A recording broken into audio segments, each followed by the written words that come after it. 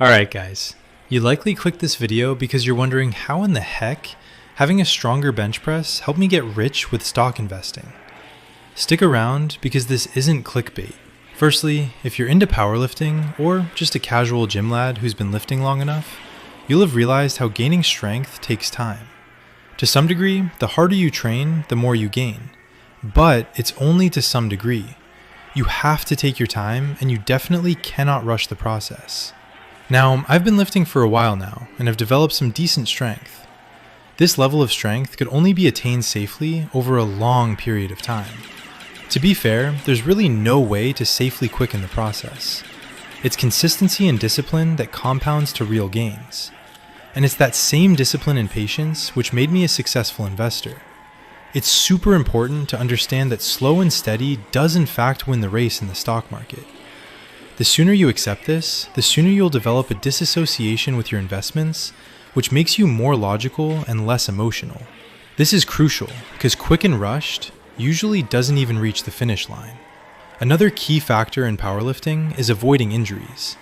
You can spend years adding just a few pounds to your lifts, only to lose a majority of that progress from one shitty injury. It can be a huge setback, which is just a straight up L. This won't just hinder your physical strength gains, but also knock your mental confidence and cause a sense of self-doubt, a feeling that you are now behind. And guess what? With investing, all it takes is one bad investment with a lack of risk discipline, and you can seriously affect your total portfolio's performance.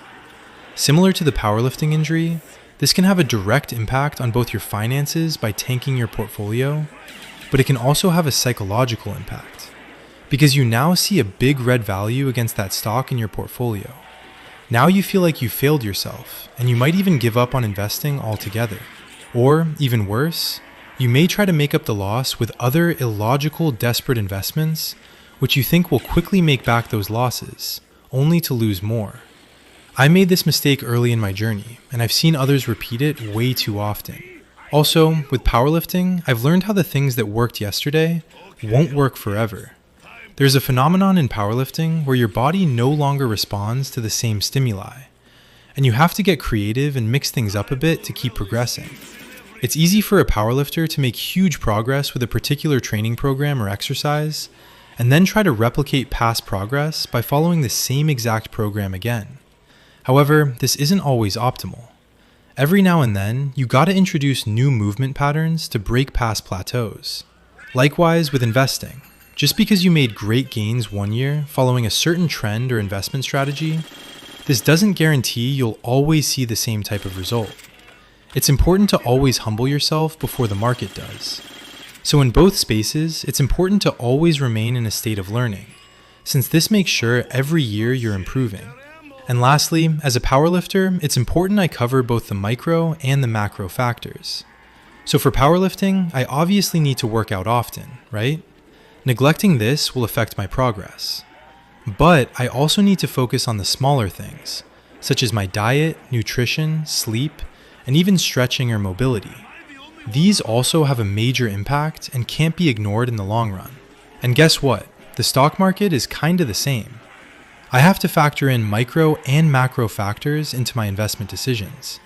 So I could find a great stock, but if that particular sector is massively overvalued, or the markets are priced super high, I have to accept that my investment could drop or correct in the short term.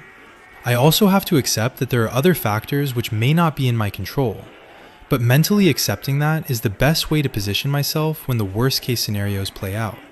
It's not just about finding great businesses, but constantly refining my strategy to improve my entry will improve my overall profits in the long run. And yeah, guys, that's just some ways the discipline and lessons I gained in my powerlifting journey have also sorta cross-benefited in my investment journey. I hope I explained that in a way where it made some sense.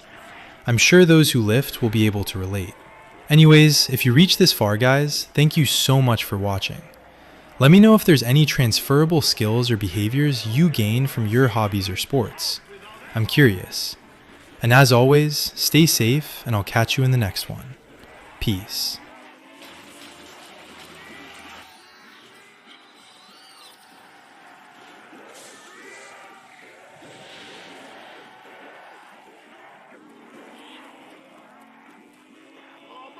Hands on